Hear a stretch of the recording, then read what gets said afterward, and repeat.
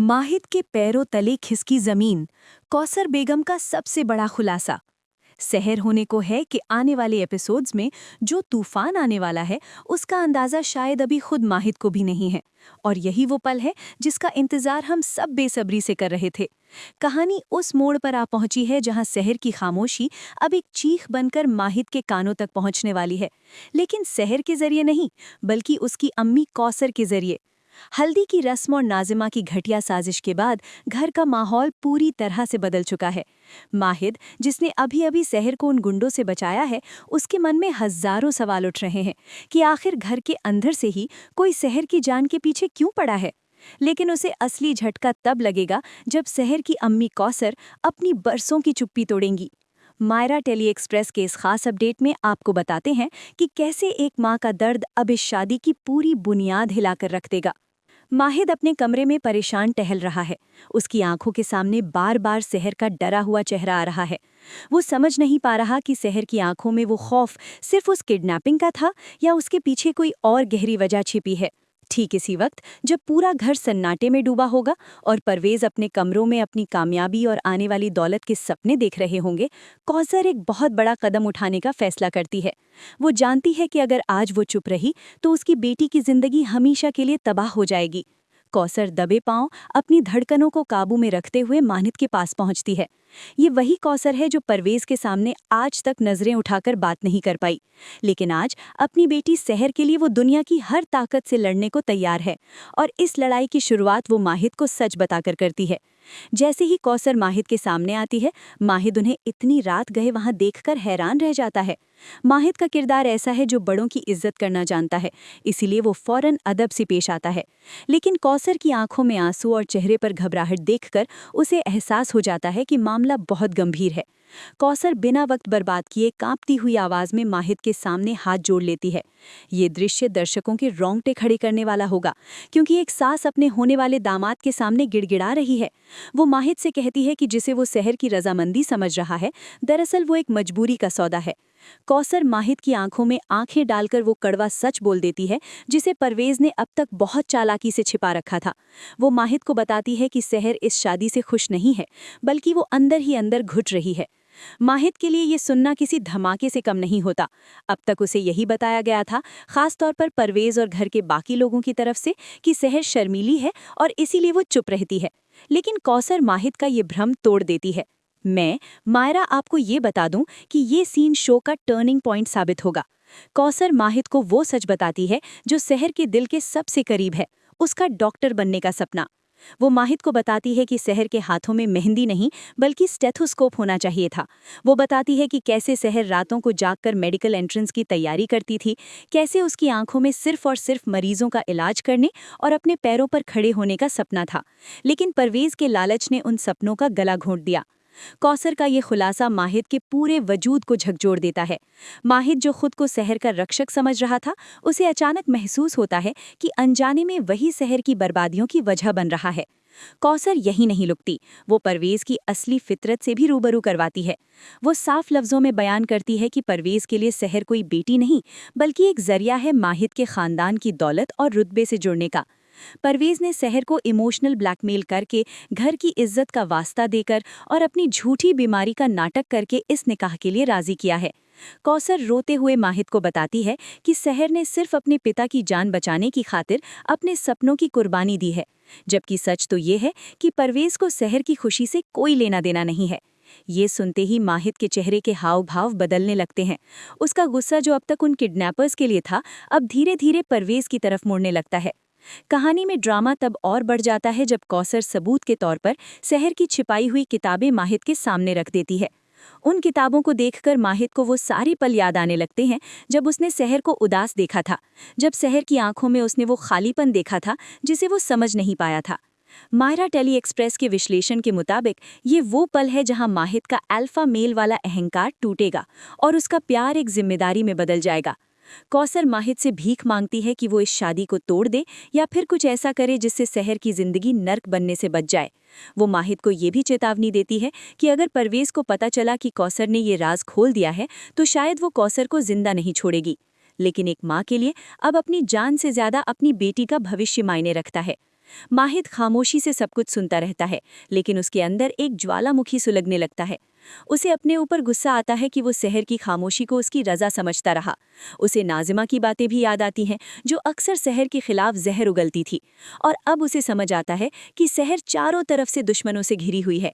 बाहर नाजिमा और घर के अंदर उसका अपना बाप परवेज। कौसर का ये कदम माहिद को एक दोराहे पर लाकर खड़ा कर देता है। एक तरफ उसका प्यार और उसका परिवार है, जो इस शादी का बेसब्री से इंतजार कर रहा है, और दूसरी तरफ सहर का टूटा हुआ सपना और उसकी मजबूरी है। माहिद के दिमाग में अब सिर्फ एक ही बात गूंज रही है कि सहर डॉक्टर बनना चाहती थी, दुल्हन नहीं। इस पूरे घटनाक्रम में सबसे दिलचस्प बात यह है कि माहिद अब तक सहर को एक नाजुक और कमजोर लड़की समझता था, लेकिन कौसर की बातों से उसे सहर की असली ताकत का अंदाजा होता है कि वो लड़की अपने सपनों को मारकर अपने परिवार के लिए कितनी बड़ी कुर्बानी दे रही है।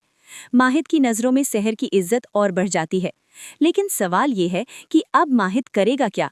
क्या वो मंडप में जाकर सबके सामने परवेज का गिरेबान पकड़ेगा, या फिर वो खामोशी से कोई ऐसा खेल खेलेगा जिससे सांप भी मर जाए और लाठी भी ना टूटे? परवेज ने तो अपनी तरफ से पासा फेंक दिया है। उसने माहिद के हाथ में सच की चाबी सौंप दी है, लेकिन इस सच का इस्तेमाल माहिद कैसे करेगा, ये देखना बेहद रोमांचक होगा। परवेज, जो इस वक्त अपनी जीत के नशे में चूर है, उसे भनक भी नहीं कि उसकी पत्नी नहीं, उसकी पूरी सल्तनत की नींव है। कौसर के जाने के बाद माहिद के कमरे में जो सन्नाटा छाया है, वो किसी बड़े धमाके से पहले की शांति जैसा है।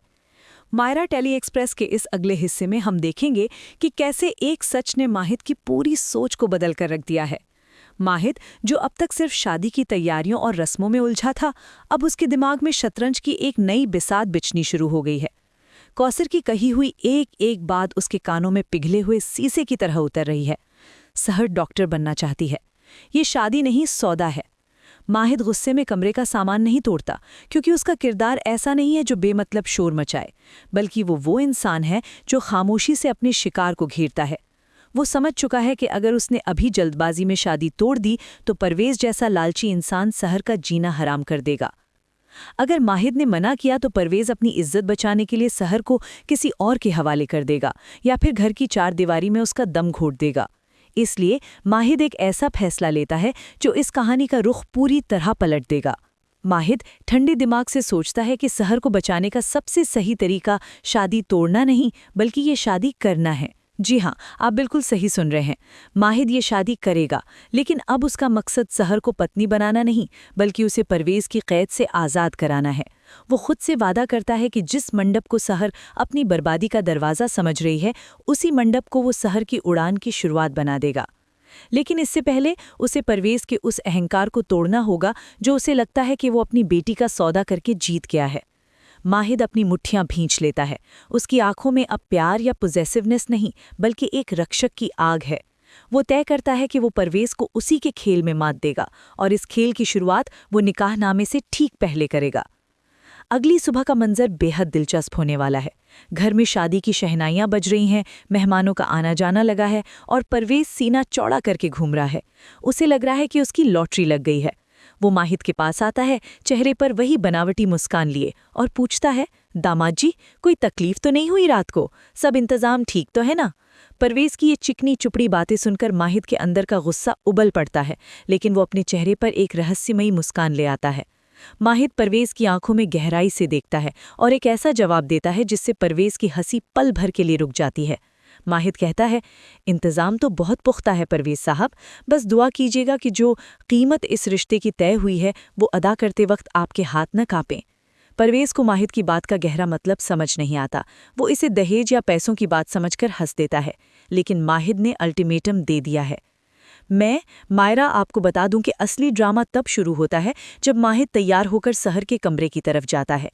आमतौर पर दूल्हे को दुल्हन के कमरे में जाने की इजाज़त नहीं होती, लेकिन माहिद को कौन रोक सकता है? वो दरवाजे पर खड़ा होकर सहर को देखता है। सहर दुल्हन के लाल जोड़े में सजी है, लेकिन उसका चेहरा बिल्कुल सफ़ेद पड़ा है, जैसे किसी लाश को सजा दिया गया हो। उसकी आंखों में आंसू सूख चुके हैं और वो अपनी मेडिकल की किताबों को एक कोने में छिपा रही होती है, जैसे कोई अपने सपनों को दफना रहा हो। ये दृश्य माहिद का दिल तोड़ देता है। वो पहली बार सहर के दर्द को महसूस कर पाता है। वो अंदर नहीं जाता, बस दूर से उसे देखता रहता है। उसे याद आता है कौसर का वो वाक्य, उसने अपने बाप की जान बचाने के लिए अपने सपने कुर्बान कर दिए। माहिद कसम खाता है कि आज रात सहर की आंखों में ये मायूसी आखिरी बार होगी। माहिद वहां से सीधा अपने वकीलों और मैनेजर को फ़ोन मिलाता है। शो में एक बहुत बड़ा ट्विस्ट आने वाला है। माहिद निकाहनामे में कुछ बदलाव करवा रहा है। अब तक हमने देखा है कि विलन हीरोइन से ज़बरदस्ती कागज़ों पर साइन करवाता है, लेकिन यहाँ हीरो सहर के पिता के खिलाफ एक लीगल जाल बुन रहा है। माहिद अपने वकील से कहता है, मुझे वो एडमिशन पेपर्स और हॉस्पिटल की ट्रस्टीशिप के पेपर्स अभी के अभी चाहिए, निकाह से 1 घंटे पहले। ये माहिद का मास्टर स्ट्रोक है। वो परवेज से सहर को मांग नहीं रहा, बल्कि उसे छीनने की तैयारी कर रहा है, वो भी पूरी कानूनी और सामाजिक मान्यता के साथ। उधर नाजिमा और फुप्पी जान, जो अपनी पिछली योजना के फेल होने से बौखलाई हुई थीं, उन्हें माहिद के बदले हुए तेवरों की भनक तक नहीं है। वो अभी भी सहर को बदनाम करने या शादी रोकने के छोटे-मोटे प्लान बना रही हैं, लेकिन उन्हें नहीं पता कि माहिद अब एक बहुत बड़ी जंग लड़ने जा रहा है। माहिद का प्लान सिर्फ सहर को अपनाना नहीं, बल्कि सहर को वो हक दिलाना है जिसकी वो हकदार है। वो जानता है कि जैसे ही निकाह होगा, परवेज का सहर पर से हर अधिकार खत्म हो जाएगा और माहिद का अधिकार शुरू होगा। और माहिद अपने इस अधिकार का इस्तेमाल सहर को घर की बहू बनाकर रखने में नहीं, बल्कि उसे डॉक्टर सहर बनाने में करेगा। माहिद नीचे हॉल में आता है, जहां काजी साहब बैठे हैं और निकाह की तैयारी हो रही है। परवेज, माहिद के दादाजी और बाकी रिश्तेदार मौजूद हैं। माहौल खुशनुमा है, लेकिन माहिद की आंखों की गंभीरता सबको असहज कर रही है। वो बार बार घड़ी देख रहा है, अपने वकील के आने का इंतजार कर रहा है। परवेज उसके पास आकर कहता है, माहिद बेटे, बस कुछ देर और फिर सहर तुम्हारी। माहिद मन ही मन सोचता है, सहर मेरी तो होगी, लेकिन परवेज साहब, आप जो खोने वाले हैं उसका अंदाज़ा आपको क़यामत तक नहीं होगा। कहानी अब उस मोड़ पर है जहां एक तरफ सहर अपनी तकदीर पर रो रही है और दूसरी तरफ माहिद उसकी तकदीर को अपने हाथों से फिर से लिखने के लिए तैयार खड़ा है। शादी का मंडप सज चुका है और माहौल में एक अजीब सी बेचैनी घुली हुई है। जहां एक तरफ मेहमानों की हंसी ठिठोली गूंज रही है, वहीं दूसरी तरफ सहर की खामोशी एक चीख बनकर गूंज रही है, जिसे सिर्फ माहिद महसूस कर पा रहा है। मायरा टेली एक्सप्रेस की इस तीसरे भाग में हम उस पल के गवाह बनेंगे जो भारतीय टीवी के इतिहास में एक यादगार सीन बनने वाला है। सहर को जब उसकी सहेलियां और बहनें लेकर आती हैं तो उसके कदम भारी हैं। उसे ऐसा लग रहा है जैसे वो अपनी शादी के मंडप में नहीं, बल्कि अपनी खुशियों के जनाजे में शामिल होने जा रही है। लाल जोड़ा, भारी गहने और झुकी हुई नजरें। सहर बिल्कुल वैसी ही लग रही है जैसा परवेज चाहता था, एक कठपुतली। परवेज की आंखों में चमक है। उसे लग रहा है कि बस अब काजी साहब के 2 बोल और माहिद की दौलत पर उसका कब्जा पक्का। लेकिन उसे नहीं पता कि माहिद, जो उसके सामने खामोश बैठा है, उसके दिमाग में क्या तूफान चल रहा है। जैसे ही काजी साहब निकाह की रस्म शुरू करने के लिए मुंह खोलते हैं और मेहर की रकम का जिक्र आता है, ठीक उसी वक्त माहिद अपना हाथ उठाता है। रुको। पूरे हॉल में सन्नाटा छा जाता है। शहनाइयां थम जाती हैं, मेहमानों की फुसफुसाहट बंद हो जाती है। परवेज के माथे पर पसीना चमकने लगता है। क्या माहिद ने अपना इरादा बदल लिया? क्या कौसर ने कुछ कह दिया? नाजिमा के चेहरे पर एक शैतानी खुशी आ जाती है। उसे लगता है कि शायद अब माहिद ये शादी तोड़ देगा और उसकी लॉटरी लग जाएगी। सहर का दिल जोर जोर से धड़कने लगता है। वो डर के मारे अपनी पलकें तक नहीं उठा पाती। उसे लगता है कि शायद अब कोई नया तमाशा होगा जो उसके परिवार की बदनामी का कारण बनेगा। लेकिन मैं मायरा आपको बता दूं कि माहिद का अगला कदम वो है जिसकी उम्मीद किसी ने नहीं की थी। माहिद अपनी शेरवानी की जेब से एक लिफाफा निकालता है। वो काजी साहब और वहां मौजूद सभी लोगों से रूबरू होकर कहता है, काजी साहब, निकाह से पहले हर दुल्हा अपनी दुल्हन को मेहर देता है, जो उसका हक है। अक्सर ये सोने चांदी या पैसों के रूप में होता है, लेकिन आज मैं सहर को वो मेहर देना चाहता हूं जिसकी कीमत इन दौलत शोहरत से कहीं ज्यादा है। परवेज की धड़कनें रुक जाती हैं। माहिद सहर की तरफ मुड़ता है, जो अभी भी सिर झुकाए बैठी है। माहिद सहर के हाथों में वो लिफाफा थमाता है और कहता है, सहर, ये सिर्फ कागज नहीं है, ये तुम्हारी आज़ादी का परवाना है। ये मेडिकल कॉलेज का वो एडमिशन फॉर्म है जिसे तुम्हारे पिता ने रद्दी समझकर फेंक दिया था, और साथ ही मेरे हॉस्पिटल के उस नए विंग की ट्रस्टीशिप के पेपर्स हैं जिसे तुम डॉक्टर बनने के बाद संभालोगी। ये सुनते ही जैसे वक्त थम जाता है। सहर झटके से सिर उठाकर माहिद की तरफ देखती है। उसकी आंखों में अविश्वास, हैरानी और एक अजीब सी उम्मीद तैरने लगती है। जिस इंसान को वो अपना मालिक या अपनी बर्बादी की वजह मान रही थी, वो आज उसके सपनों का मसीहा बनकर खड़ा है। माहिद की आंखों में वो भरोसा देखकर सहर की आंखों से आंसुओं का सैलाब बह निकलता है। लेकिन ये आंसू दुख के नहीं, राहत के हैं। वो कांपते हाथों से लिफाफे को अपने सीने से लगा लेती है। उधर परवेज का चेहरा देखने लायक होता है। उसका रंग फक पड़ जाता है।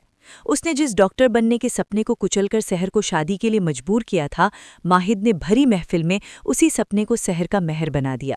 परवेज अब कुछ बोल भी नहीं सकता, क्योंकि माहिद ने ये सब इतनी इज्जत और प्यार से किया है कि अगर परवेज ने ऐतराज़ किया तो सब जान जाएंगे कि वो अपनी बेटी की खुशी का दुश्मन है। नाजिमा और फूफी जान जल भुनकर राख हो जाती हैं। उनका प्लान था सहर को घर की नौकरानी बनाकर रखने का, लेकिन माहिद ने तो उसे न सिर्फ घर की मालकिन बल्कि एक डॉक्टर का दर्जा दे दिया।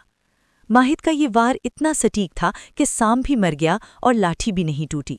माहिद परवेज की तरफ देखकर एक हल्की सी मुस्कान देता है, जो परवेज के लिए किसी तमाचे से कम नहीं है। वो बिना कुछ बोले परवेज को ये समझा देता है कि अब सहर तुम्हारी बेटी बाद में है, मेरी जिम्मेदारी पहले है, और उसके सपनों के बीच में अगर कोई आया तो उसे मुझसे निपटना होगा। कौसर, जो एक कोने में खड़ी ये सब देख रही होती है, उसकी आंखों में माहिद के लिए बेइंतहा दुआएं निकलती हैं। उसे यकीन हो जाता है कि उसने माहिद को सच बताकर सही फैसला किया था। अब बारी आती है कबूल है कहने की। काजी साहब दोबारा पूछते हैं। इस बार सहर की आवाज़ में वो कंपन या डर नहीं था जो पहले था। वो माहिद को देखती है, एक नए नज़रिए से, एक नए सम्मान के साथ। माहिद ने बिना कोई शर्त रखे, बिना कोई एहसान जताए उसे वो दिया जो उसके लिए ज़िंदगी था। सहर कबूल है कहती है, और ये कबूल है सिर्फ निकाह के लिए नहीं होता, बल्कि माहिद के उस भरोसे और साथ के लिए भी होता है। ये सीन दर्शकों के दिलों को छू जाएगा, क्योंकि यहाँ दो अजनबियों के बीच प्यार की नहीं बल्कि इज्जत और सपनों की साझेदारी की शुरुआत हुई है। निकाह संपन्न होता है और सहर होने को है का मतलब अब सच में बदलता नजर आता है। सहर की जिंदगी में सचमुच एक नई सुबह सहर हो गई है। लेकिन कहानी यहाँ ख़त्म नहीं होती दोस्तों। निकाह के फ़ौरन बाद जब रुखसती का वक्त आता है तो एक और हाई वोल्टेज ड्रामा हमारा इंतज़ार कर रहा है। माहिद सहर का हाथ पकड़कर उसे ले जाने के लिए खड़ा होता है, लेकिन जाते जाते वो परवेज़ के कान में कुछ ऐसा फुसफुसाता है जिससे परवेज़ के पैरों तले ज़मीन खिसक जाती है। माहिद का वो आखिरी डायलॉग इस एपिसोड का सबसे बड़ा सस्पेंस होगा। क्या माहिद ने परवेज़ को धमकी दी है, या फिर उसने बता दिया है कि वो परवेज़ की हर काली करतूत जानता है? मायरा टेली एक्सप्रेस के अगले और आखिरी भाग में हम देखेंगे उस विदाई के मंजर को और सुहाग रात पर होने वाले उस खुलासे को। स्वागत है आपका मायरा टेली एक्सप्रेस के इस आखिरी और सबसे धमाकेदार हिस्से में। हमने देखा कि कैसे निकाह के मंडप में माहिद ने बाजी पलट दी और सहर को उसके सपनों की उड़ान थमा दी, लेकिन असली खेल तो विदाई या रुखसती के वक्त हुआ। सहर जब रोते हुए अपने घर की दहलीज पार कर रही थी, माहौल बेहद गमगीन था। परवेज मगरमच्छ के आंसू बहा रहा था ताकि दुनिया को दिखा सके कि वो एक भावुक पिता है, लेकिन उसकी असलियत माहिद जान चुका था। सहर कार में बैठने ही वाली होती है कि माहिद अचानक रुकता है और परवेज को गले लगाने के बहाने उसके करीब जाता है। वहां मौजूद सबको लगता है कि दामाद अपने ससुर से आशीर्वाद ले रहा है, लेकिन हकीकत कुछ और ही थी। माहिद परवेज के कान के पास अपना मुंह ले जाता है और बेहद धीमी लेकिन सख्त आवाज में कहता है, कौसर अम्मी को खरोच भी आई तो मैं भूल जाऊंगा कि आप मेरे ससुर हैं। सहर अब मेरी जिम्मेदारी है और उसकी माँ की सुरक्षा भी। ये सुनते ही परवेज का शरीर अकड़ जाता है। उसे अपनी रीढ़ की हड्डी में सहरन महसूस होती है। उसे समझ आ जाता है कि माहिद ने न सिर्फ सहर को अपनाया है, बल्कि कौसर यानी सहर की माँ को भी अपनी सुरक्षा के घेरे में ले लिया है। परवेज की बोलती बंद हो जाती है और वो बस बुत बना माहिद की गाड़ी को जाते हुए देखता रहता है। इधर गाड़ी में सहर खामोश बैठी है। वो अभी भी उस सरप्राइज से बाहर नहीं आ पाई है जो माहिद ने उसे निकाह के वक्त दिया था। वो कनखियों से माहिद को देखती है जो अब रिलैक्स्ड नजर आ रहा है। माहिद सहर की घबराहट को भांप लेता है और बिना उसकी तरफ देखे बस इतना कहता है, सांस लो सहर, अब तुम्हें किसी से डरने की जरूरत नहीं है, मुझसे भी नहीं। ये एक लाइन सहर के दिल को वो सुकून देती है जिसकी उसे बरसों से तलाश थी। कहानी आगे बढ़ती है और माहिद की आलिशान हवेली आती है। यहाँ नजीमा और फूफी जान पहले से ही दरवाजे पर खड़ी हैं। उनके चेहरों पर 12 बजे हुए हैं, लेकिन रस्मों की आड़ में वो अपना गुस्सा छिपाने की कोशिश कर रही हैं। गृह प्रवेश की रस्म के दौरान नजीमा जानबूझकर कलश यानी चावल के पात्र को थोड़ा टेढ़ा कर देती है ताकि सहर का पैर फिसल जाए और अपशगुन हो जाए। ये एक क्लासिक टीवी विलेन चाल है, लेकिन माहिद की नज़रें बाज की तरह तेज हैं। सहर जैसे ही लड़खड़ाती है, माहिद उसे गिरने से पहले ही थाम लेता है। वो सहर को बाहों में भरकर सीधे घर के अंदर ले जाता है। नजीमा का प्लान उसी पर भारी पड़ जाता है, क्योंकि ये मंजर देखकर घर के नौकर और बाकी रिश्तेदार माहिद और सहर की जोड़ी की तारीफ करने लगते हैं। माहिद नजीमा की तरफ एक तीखी नज़र डालता है, जो उसे ये चेतावनी देने के लिए काफ़ी है कि अपनी हद में रहो। अब आता है इस पूरे ट्रैक का सबसे महत्वपूर्ण हिस्सा, सुहागरात। सहर को सजा धजाकर माहिद के कमरे में बिठाया जाता है। कमरे में फूलों की खुशबू और मोमबत्तियों की रोशनी है, लेकिन सहर के दिल में अभी भी एक अजीब सी कश्मकश है। उसे समझ नहीं आ रहा कि जिस शादी से वो भाग रही थी, अब उस रिश्ते को वो कैसे निभाएगी। माहिद कमरे में दाखिल होता है। सहर घबराकर खड़ी हो जाती है। माहिद दरवाज़ा बंद करता है और सहर के पास आता है, लेकिन वो ना तो कोई रोमांटिक बात करता है और न ही उस पर अपना हक जताता है। वो जाकर चुपचाप सोफे पर बैठ जाता है और सहर को भी बैठने का इशारा करता है। मायरा की नज़र से देखें तो ये सीन शो की पूरी टोन सेट करेगा। सहर हिम्मत जुटाकर वो सवाल माहिद से पूछ ही लेती है जो उसके सीने में दफन था। आपने ऐसा क्यों किया? आप जानते थे कि मेरे अब्बू को ये पसंद नहीं आएगा, फिर भी आपने मुझे डॉक्टर बनाने की जिद क्यों की? माहिद मुस्कुराता है, एक ऐसी मुस्कान जो बहुत ही गहरी और सुलझी हुई है। वो सहर को बताता है कि उसे एक गुड़िया या शोपीस बीवी नहीं चाहिए थी। वो कहता है, सहर, रिश्ते बराबरी के होते हैं। मैं नहीं चाहता कि कल को तुम अपनी अधूरी ख्वाहिशों के लिए मुझे या इस शादी को कोसो। मैं चाहता हूं कि तुम डॉक्टर बनो, दुनिया देखो और फिर अपनी मर्जी से, अपने दिल से मुझे अपना शौहर मानो, मजबूरी में नहीं। माहिद की ये बातें सहर के दिल को छू जाती हैं। पहली बार उसे महसूस होता है कि उसकी पहचान सिर्फ किसी की बेटी या पत्नी होने तक सीमित नहीं है।